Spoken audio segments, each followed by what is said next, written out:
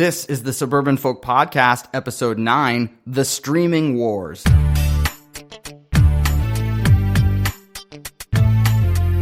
looking forward to having some real talk with some real folks. Hey, this is Greg with the Suburban Folk Podcast.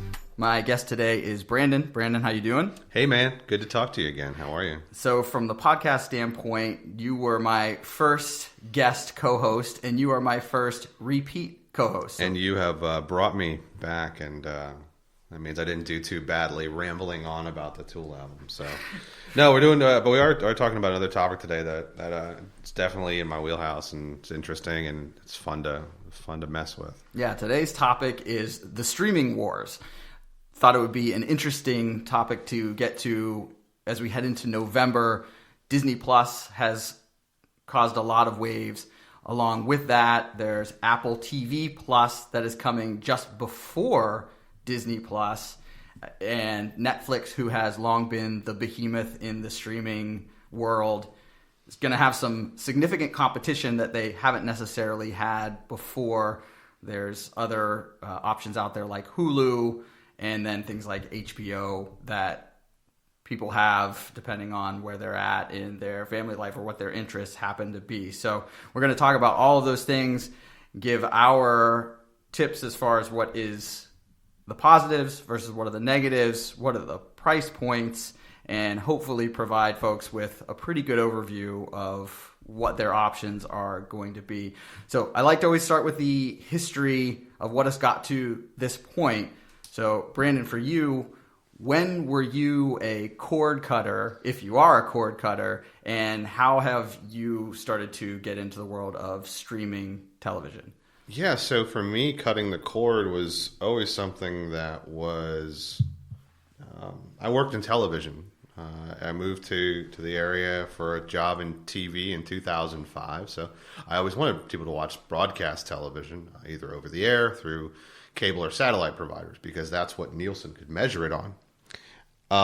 What has happened over the years is it just naturally we have moved to watching content on our devices, our phones, our laptops, our desktops, but still on our TVs. And the delivery method has changed to you're away from your traditional services, your Comcast, Fios, Spectrum, all the other providers, depending on where you live. To these standalone streaming only services. So for me, it's really sort of fascinating to see the explosion of this content delivery system, and also it's about as close to a la carte TV as I think we're ever going to get. I don't think anybody or any company is going to allow you to completely pick and choose individual channels that you want just because of the complexity of the negotiations that those companies have to go into to be able to provide that content. They have to buy that content and then they resell it to you for a profit. That's how they make money. So for me, it's been really interesting to see that. I cut the cord in 2017. I had been paying... Gosh, I think I had like a triple play bundle package through Xfinity, Comcast for like, I think we were upwards of $250, $260 for phone, TV, internet, HBO, Showtime, Stars.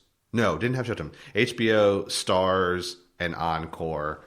Yes. So you had the big package then. Yeah, I mean, like they get you with an entry. They go to door. We had just moved into our house. They do the door to door. We're like, hey, we're selling this, and it's like, yeah, I want to watch TV. I don't have an attic antenna, which I do now. So we were like, yeah, fine, we'll do it. The price was probably under $100 a month at the time we signed up. By the end of our contract, and then our contract renewal, even with negotiating them down for like the first year again, it still eventually crept up, and just sort of out of laziness, it's like, yeah, whatever. You don't really feel those incremental minor increases, and then it was like, man, let's cut some costs. We got a second child on the way. Let's relook at a couple things. So I don't know. Do you want to get into the process of how I landed on my streaming service, or do you want to which direction you want to go? Because I go a bunch of different ways on streaming right now. We know I didn't have that much in my notes about talking shop, and like you said, you have been in that world as far as local TV, and it would be interesting to me to know how does that compare to the music industry, where Napster, iTunes, all that stuff crept in. The music industry as a whole wasn't ready for it. Now we have, direct to consumer. Are there any parallels in the TV world to, because Netflix is what I'm thinking, for example, like they had the DVD, mails. Of course, everybody's joke about Blockbuster, right? They didn't see that coming. Yeah. They didn't jump on it. They're making fun of this company. Then we see what Netflix does to pivot into streaming, which has backdoor almost made its way into the overall TV world. So is that similar, that the TV world didn't necessarily see it coming that way from a mail DVD service to now it's disrupting everything in the television world? I think sure a lot of people were caught off guard by the impact and growth that Netflix had from the original mail order, and it was slow. You mailed off your DVD. I remember when my wife and I started dating, she had Netflix DVD and the DVD plan, and we started dating. I'm like, oh, could you add this movie on there for me? Yep. And like, I'd get it and I'd watch it that day, and it would be in the mail the next day. She'd like camp on a DVD and watch it when she went. I'm like, you're paying for this. Like, so me, I'm very much like, if content is available, I'm going to digest and eat that content up and spit it out and go on to the next one. I think, and that's very much how people are. So I think a lot of people were probably caught off guard, even in the industry, about how fast and how big Netflix grew. However, the networks as a whole, I think, have positioned themselves fairly well in adapting to the changing environment. It may have been slower than they probably would have liked, but at a very top level, I mean, all the major networks are offering their own apps, their own subscription services. We're talking about big players that aren't even really on the traditional broadcast side of the house. NBC has their own, you have to log in through your, if you go to the NBC app, on whatever device you have. You do have to log in with your provider credentials. There is some content that's free, probably, Days of Our Lives or something like that. CBS has their all access package. Then they're taking the route of the Star Trek series. What's the start? And Picard. The new Picard series. And what was the other series that just came out last year? So anyway, the broadcasters are also sort of going that route as well. And I'm not really sure what ABC is offering, but they're owned by Disney. So I'm sure that's a much larger Disney plan in the works. On the local level, it hurt more because Nielsen wasn't really able to measure some of those services. So from a ratings perspective, if people started cutting the cord but were still able to watch your stuff, you weren't really getting credit for it. Now, there were measurement services like Sorensen, who could literally measure what was on the glass. It was a pass-through. And this was through Vizio televisions. Remember when Vizio got sued years ago for their end-user agreement not being transparent enough with user data? I don't really. Okay. But they got sued because they didn't allow people to opt out of their data and their viewing habits being used. Oh, gotcha. So now they had to make it more clear that you could opt out of this. But there's services out there who can literally dial into wired televisions and report back on a tangible rating. How many people are in a specific area watching a specific show or shows on the TV without having any additional devices, and it's just straight up reading the data that's on the TV's glass. Right. And it reports back in about 15 minutes to a interface that whoever subscribes to the rating service can see, which was a whole different world from what Nielsen was, where you had to wait for overnights. You had to wait till the next night for them to crunch the data, apply a ratings algorithm, and model the numbers. So it was. I mean, there's a lot going on as far as ratings go, and that's a whole other topic of nerdery of all that. But let's focus more on, and I probably derailed this a little bit too much. But but we could probably focus more on like the consumer end. Like, what do people really want to do? They want to cut the cord. Are they stuck in a contract and they're coming towards the end of it? Like, that's really sort of where I was. I was ready to jump ship. Yeah. So. Well, I'll pick up what you were talking about with how you used the Netflix service. Okay. And it's funny because I was the exact same way. So when I graduated college, I did the Blockbuster one because it was like $1 cheaper. Yeah. I think they were just doing hey, it's just a little cheaper even though it's the exact same service and nothing else differentiating what they're doing. And I did the 3 DVDs and was exactly like how you said. When that one came in the mail, I was going to watch it that night. If it was a Monday night and I had to get up early in the morning, it didn't matter. I had that DVD in hand. It needed to be back in the mail, so I got the next one in my queue. And basically there was one in my hand, one being fulfilled by Blockbuster, and one presumably en route. And I'm watching like a movie a night. Yeah, you had them stacked. Exactly. And there were conspiracies at the time too that you would be flagged if you were consuming that much of their media, that they would get lost in the mail. And I am not a conspiracy theorist, but pretty early on, all of a sudden when I had that going where I expected a new DVD every single day, it stopped showing up, and then I would do the warning or the flag that would say, hey, I haven't gotten this thing, and then it would automatically show up immediately the next day. So from my experience, there might have been something to that. And you were relying on the postal service to deliver your DVD. That's true. That's true. However, the way Blockbuster ended up going after that, they might have been doing some things to make their costs a little more manageable. Be kind, rewind. Right, exactly. So from there, I happened to live in an apartment complex that had just basic cable that came with your cost of rental. So I did not get anything else. That's when I first got an HD TV, and it was, you'll know the year, but it was the year when all of the over-air antenna converted over to HD. That was the first time I actually even was able to have HD on the TV that I purchased. And before that, it was like, well, I'm not going to pay extra just to get the HD channels when I at least get these free channels. Yeah, I'm trying to remember the year, 2007, 2008, 2009, in there. But yeah, so what happened is the over-the-air went from analog signal to pure digital. That wreaked havoc for a lot of people because depending on what channel it is and where it falls on the spectrum, the digital transmission is a lot less forgiving than analog was. Digital is either on or it's off. Right. Analog is you could get some ghosting, you can get a little bit of snow, you could tweak it a little bit. Digital is much less forgiving, although you get a higher quality of picture, of content. And then you also get into the trap at that same time where retailers were selling HD antennas, which is a complete fraud. Falsehood. I had a basic pair of rabbit ears plugged into an HD television, and I received HD channels. Right. I don't need an HD antenna to receive that.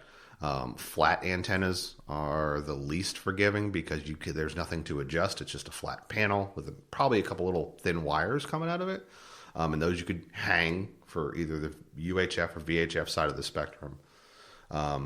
So I actually have in my attic, when I cut the cord, a second piece to it was I also wanted to get the locals over the air. So I installed an attic antenna, and fortunately my house was pre-wired with coax cable, and that was more to the previous owner and they ran it in a different direction. They ran it probably from a cable box and split it off and fed the TVs. I basically just reversed the signal flow by putting the antenna in the attic, making that my head end, if you will, and then distribute the over-the-air signal through the attic antenna. And I can get our local stations. I've gotten stuff. I can get stuff out at the beach, probably about an hour and a half away. Usually only in the fall when seasons change, you will find some I don't know, atmospheric conditions that lend itself more to that. So sometimes I'll get those stations as well. So you could double your station count depending on where you are and what type of antenna you have. I think that cost me about $60-$70 from Amazon, and popped it in the attic and pointed it to the tower where I knew was going to be the weakest signal, and the stronger signals were coming in too. And yeah, I got a free over the air HD coming in as a backup to complement my streaming service. Yeah, I would call that a tip, an official tip for anybody that has not done that yet. Now, I just have the flat leaf, whatever you call them. And like you said, they're not great. I don't get nearly the coverage that you're talking about. I've actually been reading about some products that you can put an attic antenna onto, or if you can get it onto your roof, and then it's like a TiVo that will come into the box, and then there's apps that go along with it. So then you get the app on all of your TVs that are connected to Wi-Fi. Nice. And then if you've recorded it, you can just go and play it back just like you would a TiVo, but it's all over Wi-Fi. Or you can actually do the what's currently playing live coming through that app. Right. I've seen varying reviews as far as how good the signal is and how well it works. But I've been thinking about that. It would at least save me the coax cable running those wires throughout the house, but still getting the same coverage that you're talking about, that you would get presumably more stations than with just the ones that are right next to your TV set. Yeah, and you hit it. Rooftop antenna is the best. It's very old school, but newer antennas are not nearly the size of our grandparents' antennas that were on top of their TVs. We're probably talking 6 foot long, 3 foot wide monsters. Attic antennas, depending on where you live, are good. Again, with the digital signal, tree coverage is going to could be challenging. The digital signal also doesn't like metal. Depending if you just have a pair of rabbit ears and a bus or large truck drives by, it can interrupt it. And if you live in a really urban environment, a lot of tall buildings around, over the air may not be the best solution for you. So really, if you're going to... So my next tip in solving the streaming problem is look for one that has agreements with local channels, which most of them do have at least some of the locals included in their package. So for me, when I switched, when I decided to cut the cable, second child was coming. Our traditional cable plan was $250. Did the math and said, okay, well, I've got Amazon Prime. I want to keep that. I want to keep Netflix. So Amazon Prime, $100 a year. Netflix, $12 a month.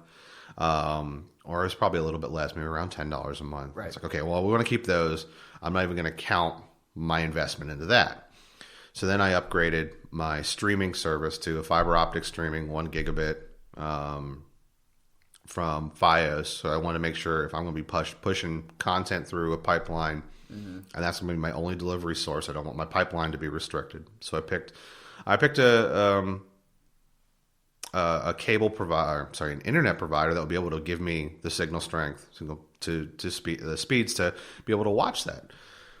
And then I basically sat down with my wife and I took DirecTV Now at the time, which is what was called, it's now AT&T now, Sling, PlayStation View.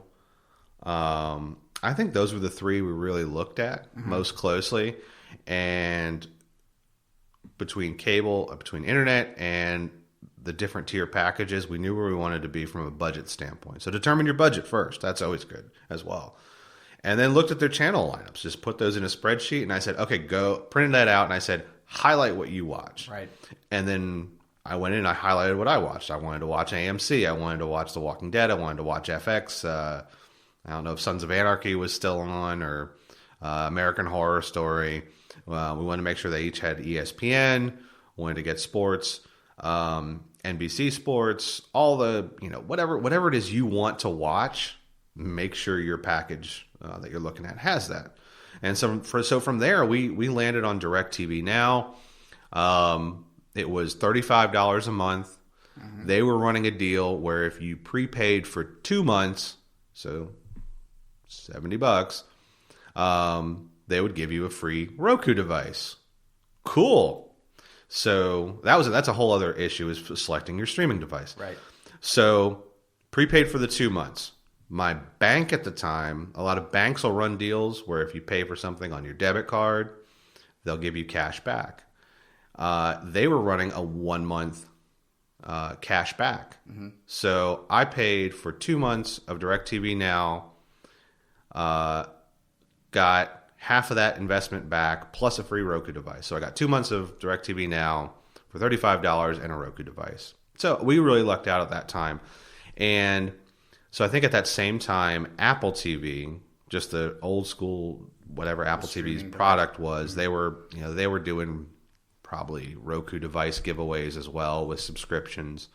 So that was how I landed on DirecTV Now. And we have smart TVs in our bedroom, in our living room. And the reason I didn't just go with a smart TV interface is because I didn't feel that those were stable. Like, so now we're getting into device selection. Like, what do you want to stream your content through? Right. Smart TVs are cool. The apps are not as stable. The television providers are not as invested in renewing or keeping contracts as the Roku and Amazon Fire teams are, because that's their business model, right? Mm-hmm. The TV manufacturers want to sell TVs. Amazon Fire, Roku, they want to sell devices, and they want you to watch their content. So I went with Roku just because they were better. I felt that they were better, had more processing power, could be hardwired, could be used over Wi-Fi. The remotes had a remote finder. I already had a little kid who I knew I was going to lose one of those remotes at some time, so I could hit the button.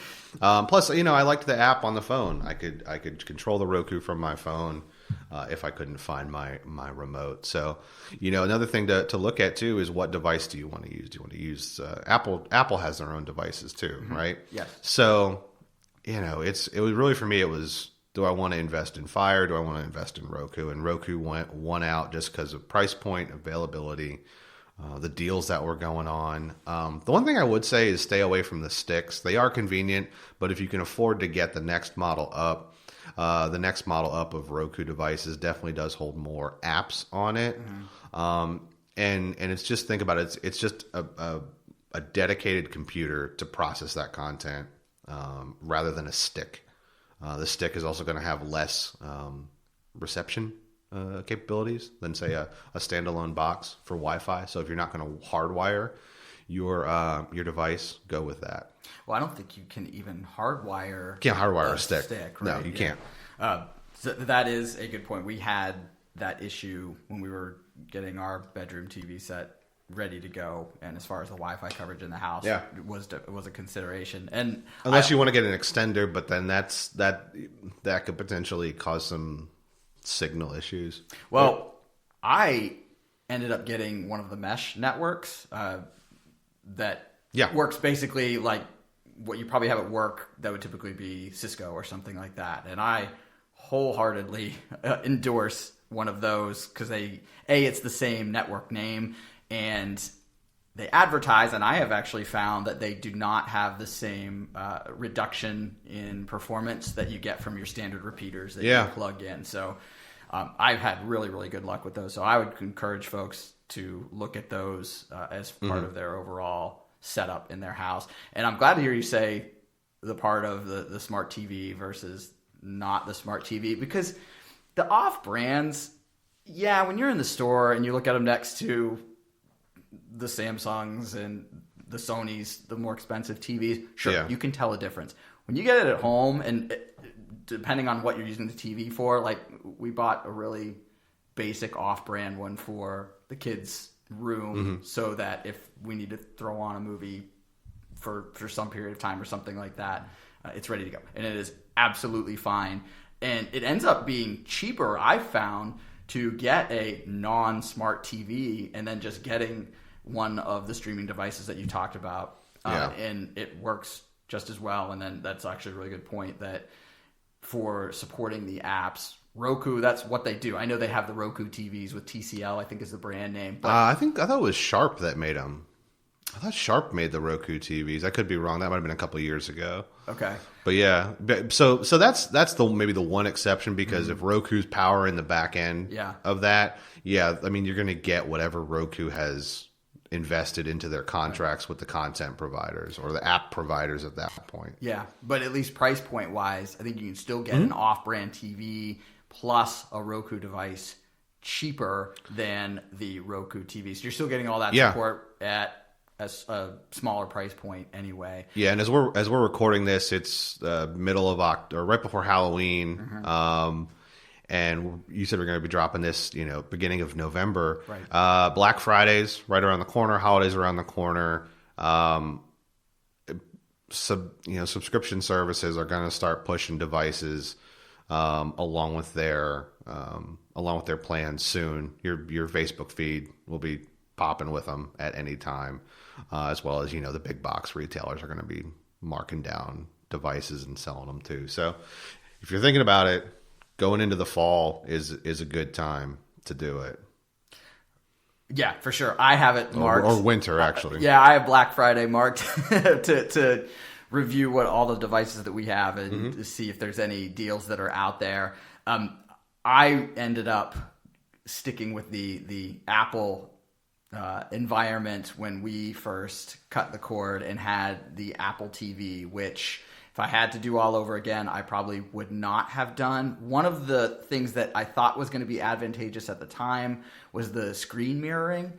But by the time you filter out any of the restrictions in the type of content you can actually mirror onto the screen, there's not really that much worth it. And the other thing that has proved to be an issue now is, especially again with the kids' movies that we have digital copies of, I have iTunes everything. I'm definitely in the just overall Apple environment. Well, once they're on iTunes, that's the only devices that you can actually play them back on versus what is it called, like Vudu or there's a number of others that are out there that you can redeem your digital downloads, and they have less restrictions for where you can play them. You can play them on a Roku. You can play most of them, I think, on the Amazon Fire products as well. So that's been frustrating for me as far as flexibility is concerned. Another score for Roku, I think. And I think that's kind of where Apple TV lost a lot of ground from the consumer side, in that they are very tight. They want to control their content and control their experience, which, I mean, I get that. That's and a lot of Apple purists went with Apple TV. But from some of the things I've read, they also Apple themselves also kind of hurt themselves in the streaming space, because they kept their, for lack of a better term, their streaming, so their app store, whatever apps you could download or add to it, they kept it very, very controlled, very tight, and I'm sure Amazon Fire and Roku found a way to fast track legitimate content providers onto there more so than Apple did. So that's where those two devices definitely sped ahead of the Apple TV environment. And you brought up screencasting, and I actually had Chromecast for a while, which was really cool because you were able to take stuff right from your phone, whether it was Android or an iPhone, or even your laptop through the Chrome browser, and cast it onto your TV, which was rad because you didn't need a smart TV. You had the stick, which again, back in the very early days before we went into a full streaming service, Chromecast was rad for a hot minute, and then we jumped on board with the smart TVs, and it kind of died out, and I didn't need it anymore.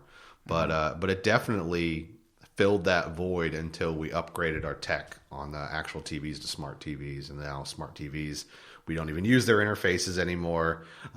We use the Rokus.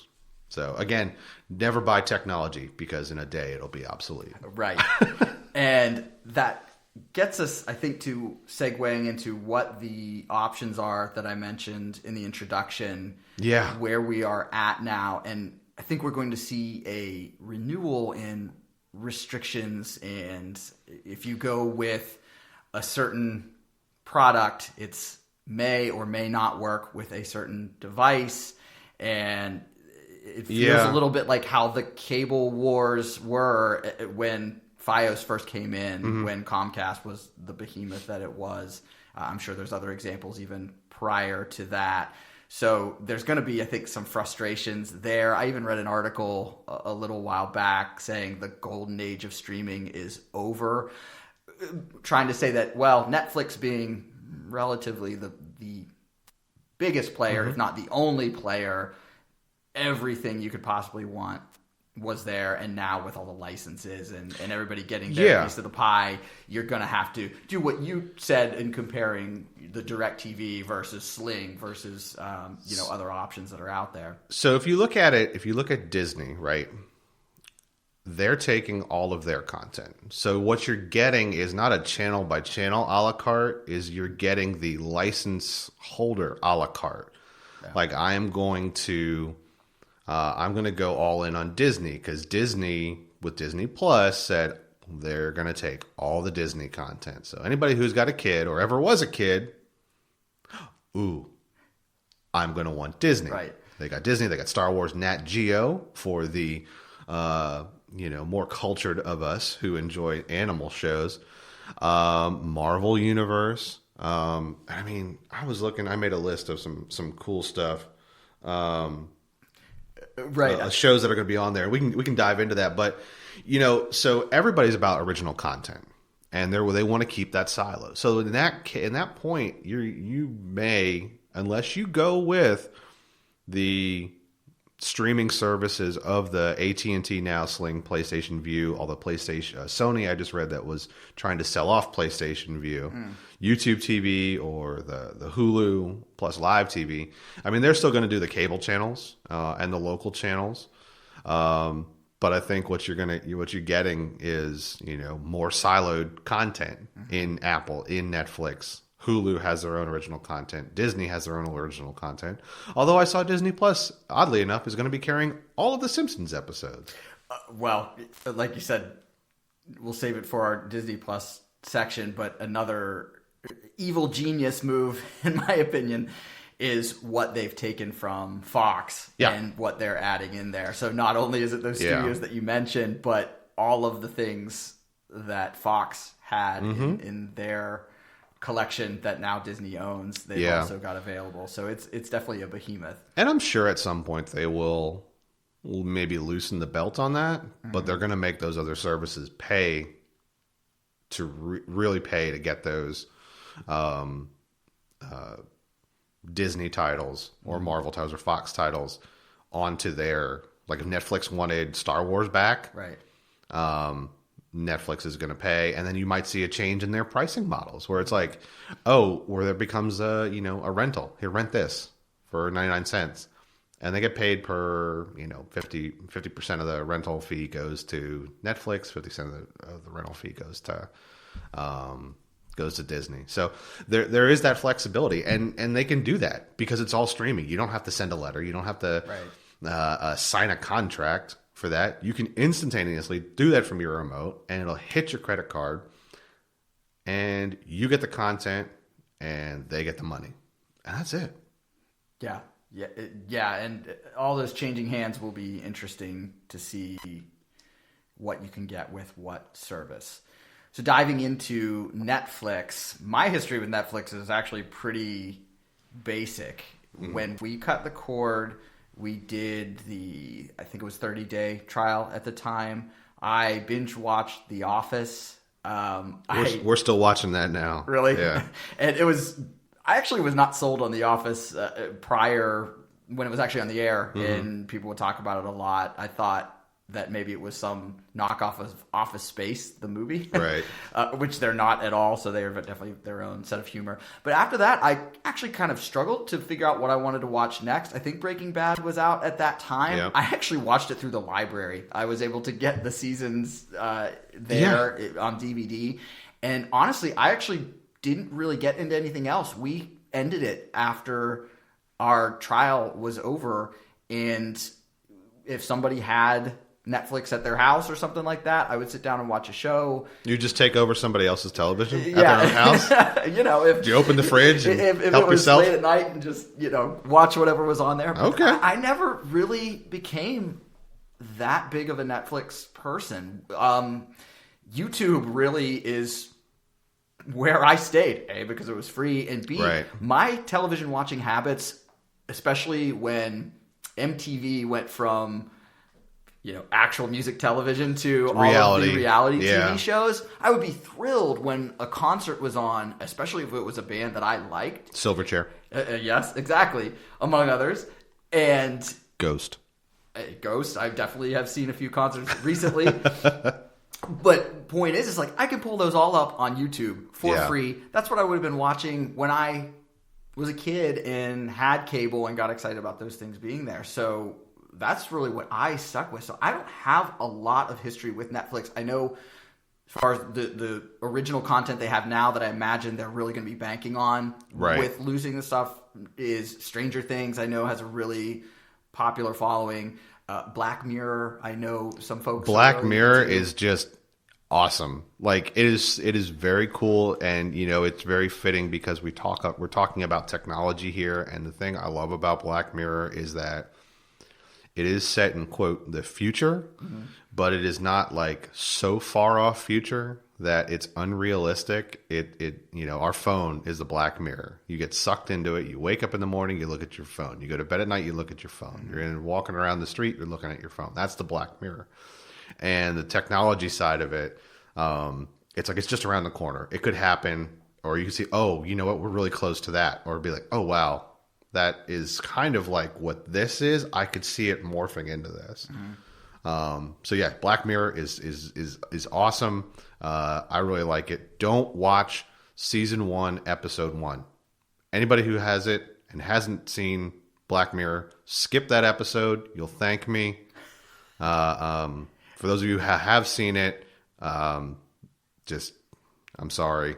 I watched it. I didn't heed the warnings. I'm like, it'll be fine.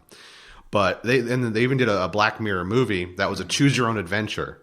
Like that was very cool. I think I went through that 4 or 5 times, and it gives you different paths to take, and it resets you back, and even resets some of the options if you die or you end the movie early.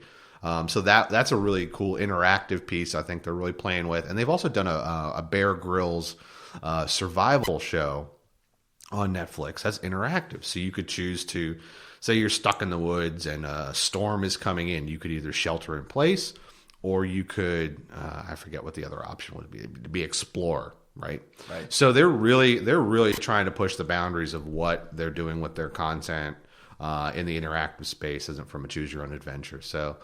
They may say the golden age of streaming is dead, but I think people are really innovating and trying new things. Fail fast. So, I mean, it's good. I'm enjoying it.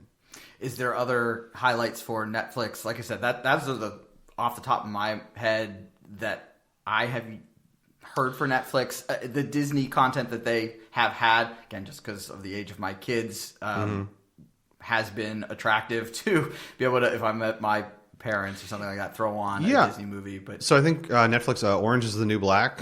I started watching. My wife watched more of it. There's some other ones, but for me, it was Stranger Things and Black Mirror that are really good. That the originals.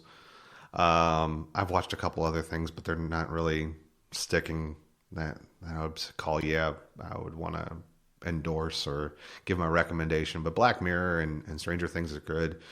Prime Now too. I think Prime Now is getting some good original stuff. I think I talked to you a little bit earlier about The Boys from a superhero standpoint, and I was like, oh my god! I listened to your comic book episode, and I was like, did you watch The Boys yet? And have you watched The Boys yet? Not yet. It is on my list. So. I think, and again, it goes back to what is going to make them stand out? What is going to be different? Look what, I mean, it's no different than broadcast networks having a hit show, right? And you don't know what is going to stick. It could look great on paper. The pilot could look awesome to all the stakeholders, but until it goes out to the masses, you don't really know what's going to stick. So, we've got the AT&T Now, Prime Now, and Netflix. So probably a little fat in our streaming diet, and then we're going to be adding Disney Plus on there. So Right. might be time to trim back a little bit. Well, and again, I think that's going to be part of considering the options that are very soon forthcoming. Price points, I think folks probably know, but Netflix right now is $13. Mm-hmm. We had to do a little research because I'd heard that there was a cheaper version of Netflix. It turns out there is a $9 version that is standard definition. I guess that can be fine. Yeah, for the difference in price. It's probably I'm saying probably because I don't know, but it's probably still a 16:9 picture, but Right. not the high definition 1920 by 1080 resolution. And what makes me think about that is when you said Prime Now, I always forget that Prime Now is in this world because we have Amazon Prime for all of the other things that come with it. And so it's almost like YouTube to me.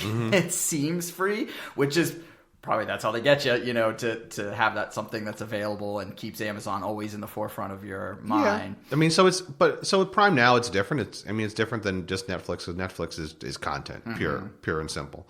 Prime Now is you've got the free 2-day shipping, sometimes free 1-day shipping, Right. which is incentive to buy more stuff. But you get Amazon Music, Right. you get Amazon Prime Video as well. So Prime Video has a lot of kids stuff on it too, and they've got their own original stuff. The Jack Ryan, the Tom Clancy series, that's hot. I want to watch that. I haven't watched that one yet.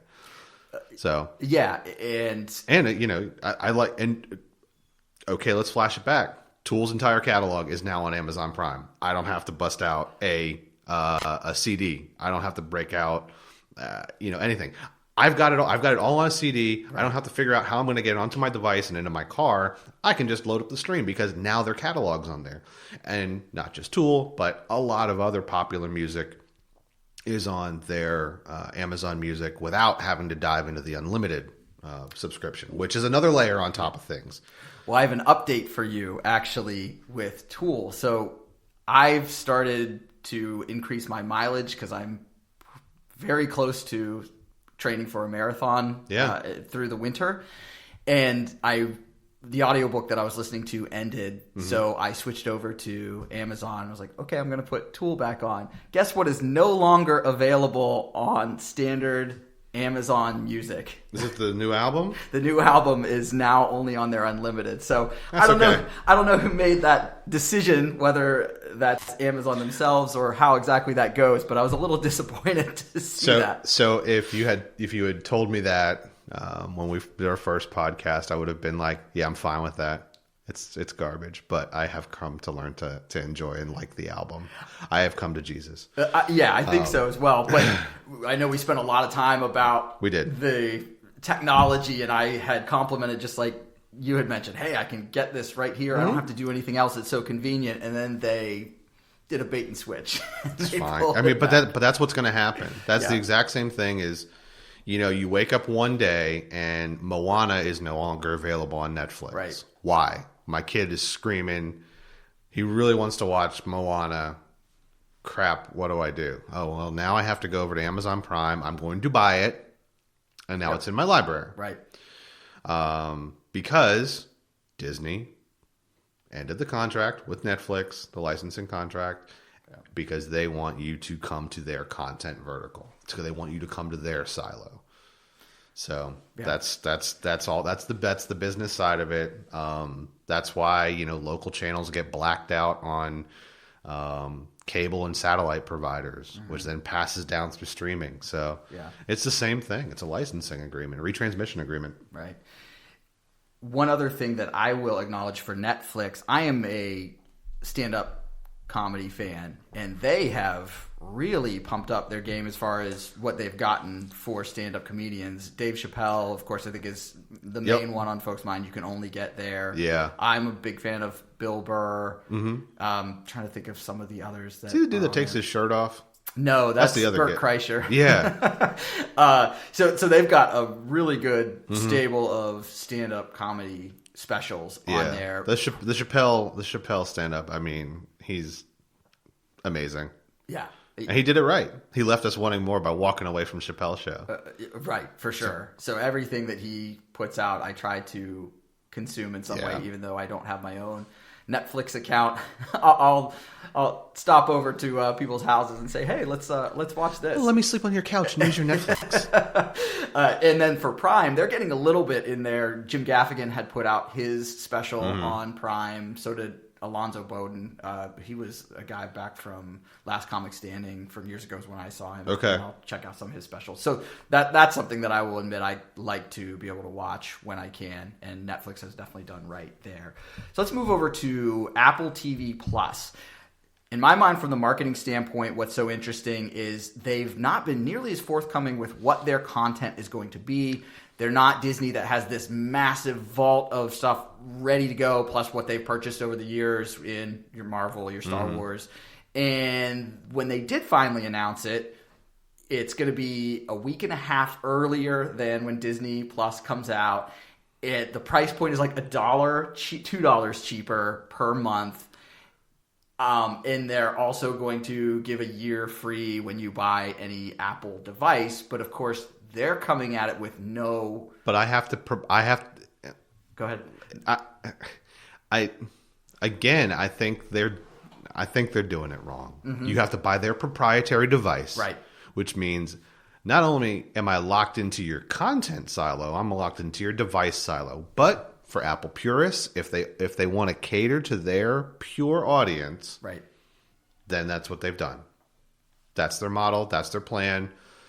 And I'm sure to a degree, I don't know what their measure of success is going to be, but that is. But I was looking at the Apple Plus site today, and I'm like, all right, what do you guys have on here? And it was a whole lot of Flash, a whole lot of, this is how you're going to feel watching our shows. This is a monumental shift. You know, some great graphics, great overlays, great presentation. It's Apple.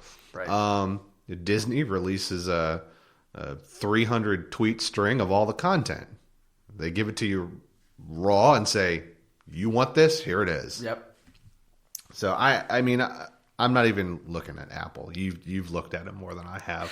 Yeah, and I'm only looking at it just to say I did the research a little bit. So the one thing for Disney that is, you either love it or you hate it, is that they can get their hooks into you, so to speak, when you are really young. So with the Disney streaming service, I don't have to do any extra work to know the backstory for all of the licenses and content that they're going to be offering.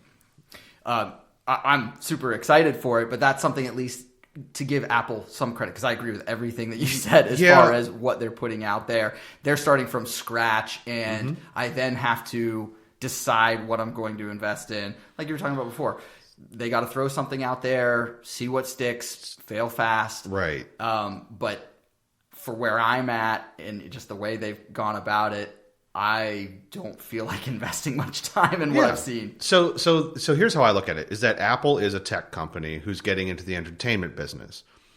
Disney is an entertainment company. It always has been. They've always been about the experience and about whether that's going to their parks, whether that's watching their movies. It's an entertainment company. And over the years, they have acquired through very smart and strategic business acquisitions, companies that will allow them to not just control the content or own the content, but also deliver the content. Years ago, they made a run at Comcast. They wanted to buy Comcast. That fell through. So then they bought ABC. And they own ESPN. So not only do they have the resorts and the movies and the shows, they now have pipelines to deliver that content through, also to market their content. So they're basically taking their own inventory, and they don't have to spend ads outside of, they can save some money incrementally advertising on ABC, on the ABC platforms, the Disney platforms, the ESPNs, and also, now they've got an app and they're in the perfect environment where, okay, we need to build the infrastructure for this app.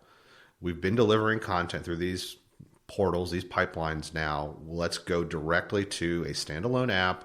Let's take all of our library and consolidate it there and hand it to people at a price point that is, you and I both got into it. And I think you really pushed me to do it a couple months ago when they were like, you can lock in for under $4 a month Right. for Disney Plus for 3 years. And I don't know, you do the math. I don't know, it was under $200, wasn't it? It was. Right? Mm-hmm. And I'm like, oh gosh, $200. Do I really want to do that? Yes. Boom. Done. Because I want to see The Mandalorian. Right. But you talk about getting their hooks in us. Like, we were born into that. Like, Right. like we were like, you don't have to be hooked into Disney. Mm-hmm. Like, it just is. Like, somehow and some time of your life, there's Mickey Mouse, or there's Frozen, or there's Moana, or let me go back to stuff I didn't even realize was Disney, and now we're diving into all the content that they're bringing. A totally rad movie that I loved as a kid, The Black Hole. Okay. From 1979, the year I was born. Yep. I probably didn't watch till I was older, but that was an awesome movie. Bed knobs and broomsticks, kind of campy. If you had asked me yesterday, like, is that a Disney movie or The Black Hole was a Disney movie? I'm like, no, it is. It's on their list, right? All the Herbie movies, of course, Tron, and a classic with Sarah Jessica Parker, Hocus Pocus? Flight of the Navigator. Oh, okay. Oh, yeah, I know what you're talking about. Do you leak? No, you leak Navigator. If you've I don't seen know that that Flight of the well. Navigator, oh my I know gosh, what you're talking about, but no. Flight of the Navigator and Willow. Willow's Disney? Well, it's Wow. coming. Okay. Who Framed Roger Rabbit? Honey, I Shrunk the Kids. Who doesn't love Rick Moranis? Right. And then, of course, the cartoons from when we were older. Because I don't want to watch Disney movies. I'm a teenager now. Or preteen. I'm too cool for that. But I will watch DuckTales, Darkwing Duck, Rescue Rangers. Yeah. And like you said, all the Pixar stuff too. Well, and jumping off of what you had said about just how smart they've been with what they've purchased from there. And like I said, I'm only even using the counterpoint for Disney because it seems to be the obvious choice for my family, A, just the age of the kids, and B, all the other stuff they have acquired, because Marvel was not a Disney license up until, 10 years-ish ago. Yeah. And Star Wars, same thing. They were smart enough to pick up these things that had such a following, have been able to bring them back to a certain relevance. Now, hardcore Star Wars fans may have something to say about that for the new movies. That'll be another time. Yes. But again, you've got all of that background and all of that history with these things that, for all the things that I said, for investing time in the Netflix shows that are brand new, like you said, The Mandalorian. Yep, I'm going to watch that as a show. I didn't even watch any of the Star Wars, Clone Wars cartoons or the Rebels. I will probably watch those. And Clone Wars was on Netflix. I want to even say Clone Wars, I think some of the latter seasons may have actually been Netflix proprietary content. Really? But I'm sure from a licensing standpoint, it still fell under Lucas Films or whatever. And the one that I'm really amped about, even though I watched the DVDs again from the library last year, so I already saw them, from the Fox Vault, they are bringing out the X-Men animated series. It's on my list. Yes. It's on my list. And they're excellent. And the Spider-Man animated series that came out right towards the tail end of the X-Men ones. I watched those and will rewatch them when they come out. Yeah. And all for, again, the price point. If you did the 3 years, like you said, we did as well, even for our kids' age. If after 3 years they're at a certain age where they're done with the Disney stuff, okay, great. At least up to that point, it will have definitely been the obvious deal. Yeah. I think it's also very smart that they have the other package. I think it's going to be somewhere between $13 and $15, where you can bundle Hulu and ESPN together with them. Yeah. So kind of the same considerations you were talking about if you want some of the sports or some of the other network shows that Hulu's presumably going to at least be able to hold on to for some amount of time. you can get that for the same price point of just straight Netflix. Yeah, and Hulu was a joint venture, I think, between multiple networks, ABC, CBS, and NBC. I think they all had a cut in that, or all had a stake in that. So it makes sense that Disney is going to add that in there. And then again, Disney owns ESPN. So, and ESPN, like if you were to actually get a breakdown of your cable, a traditional cable bill, your per subscriber, what portion of your dollar goes to ESPN, right. It's up there. It's probably the highest one, just because live sports really brings a lot of viewers to the table. Yeah. And obviously, again, I guess that depends on the family makeup of how much you're using that or not. I'm in the middle as to whether or not I would use it on a regular basis. Right. So we're not going in with it. We did the other one that's just the Disney Plus. But you're going to get some local sports, going back to what we mentioned, if you get the antenna working and what you need there. Correct. And then you can decide if you would want to have any of the other subscription packages like MLB, has a package similar to what the Sunday ticket is for the NFL. Yeah, and you could do those directly through the, Major League Baseball or through NFL, or I'm sure NHL has one too, but I don't really watch hockey. Right. But and for me, living out of market for, I grew up in Pennsylvania, north of Philadelphia, an hour, and Phillies fan, Eagles fan. Yep. If I really, really wanted to, I would jump into those packages, but I haven't. But they are available, and that's really the consideration is that there is a lot available. It's not totally pick and choose one individual thing that I want, like a la carte, but there's options there if you're willing to work your budget and really do some research about what you want. The one thing I am a little disappointed on from the Star Wars catalog that is not included in what Disney is going to be offering is the Star Wars Christmas special. I knew you were going to say that. Well, you can get bootlegged copies on YouTube if you. I have a bootleg DVD that was given to me. I don't watch it. I destroyed it immediately because I didn't want to violate any copyrights. Right. I don't have it anymore. I've seen enough. And I will never never give you a copy of it if you ask. There you go. Well, I've seen enough of it to know why it has been so fiercely protected, hidden away for years. So the other thing to mention, circling back to the streaming device that you use, as of this recording, the Amazon Fire products will not support Disney Plus. What I had most recently read, there's some sort of debate about how the ad revenue goes, because if you've ever used a Fire device, it basically you're in Prime when you start, and then the apps are already embedded into what is Prime. Yeah. So I'm understanding that there's some give it time debate there.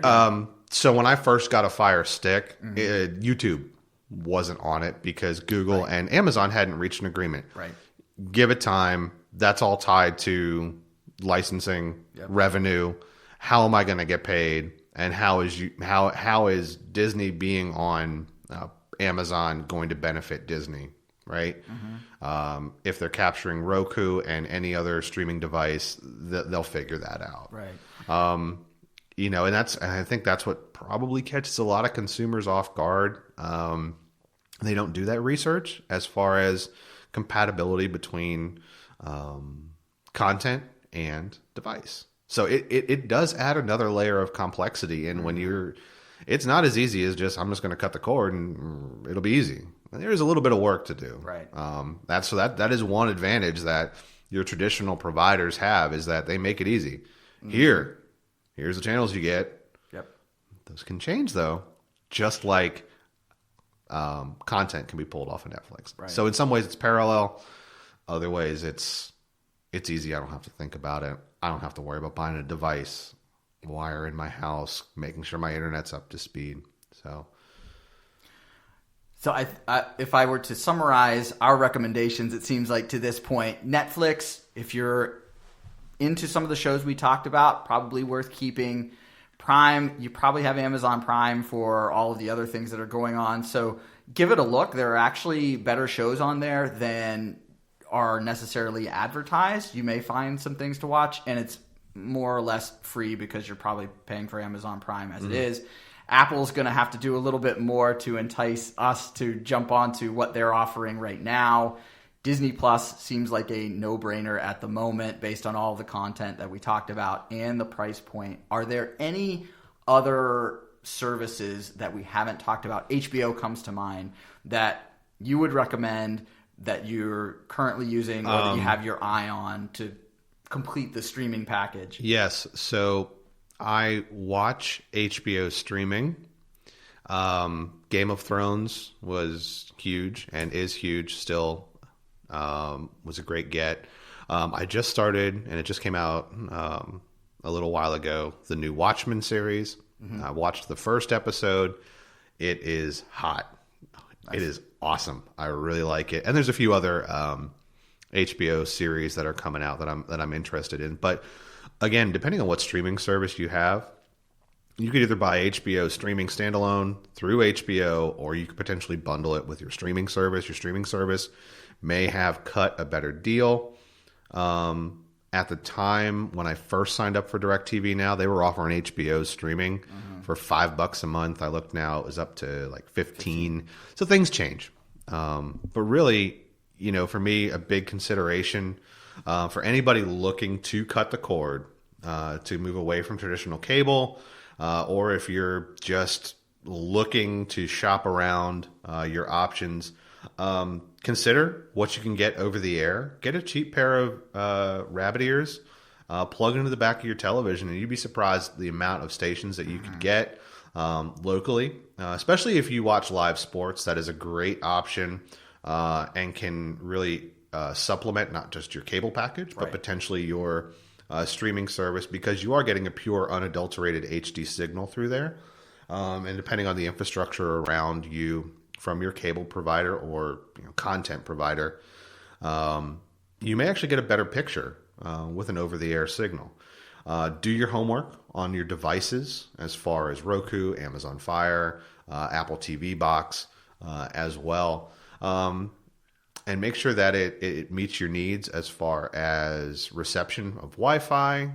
Again, I like the Roku boxes. It's a dedicated device, hardwired or Wi-Fi. Same thing with some of the higher end Amazon Fire devices that can really just be a standalone processor for content. Make sure your internet speeds are up to snuff, because if you have slow internet, you're not going to be able to push through video content, because it does take a lot to push video content through the pipeline. And then look at all your service options. You really are able to shop around for the service that meets your viewing needs and viewing habits. If their core packages don't have all the things you need, a lot of them do have add-on entertainment packages or sports packages. So you could get that. So, where we live, we're limited to Dish and DirecTV for satellite, Xfinity and Fios for traditional cable, right? But streaming services just on this piece of paper with different pieces of content, there's at least 6, 7, almost 8 now, 9 if you count Disney and Apple. So you have a lot more options. It does take some legwork to really figure out, okay, what do I watch? How much do I watch? And what's going to fit my budget? But you can really reduce your content price point if you do your homework. Work those spreadsheets. In your spare time, when you want to have some fun with spreadsheets, maybe you can even use the wardrobe consideration. What do they say? Put everything in your closet on one side, see what you wear in a month's time, and anything that you didn't wear that's still on that side, get rid of it. Have you been talking to my wife about my t-shirt collection? Yeah, when you have to pare some of this stuff down. So I think we have some great advice here. Again, we're both excited about the Disney Plus. The over-air antenna is certainly something for folks to consider and be considerate of what type of device you're going to use based on the content that you think that you want. So, Brandon, appreciate it. Anything that we missed before we sign off? No, I think we have wrapped this one up. All right, sounds good. Happy streaming. If you enjoyed this episode, please be sure to give us a rating on Apple, Spotify, Stitcher, or wherever you get podcasts. If you'd like to be notified of future weekly shows, please hit the subscribe button. Thank you. Suburban Folk is now part of the Pod All the Time podcasting network. Be sure to check out the other podcasts that are part of the group.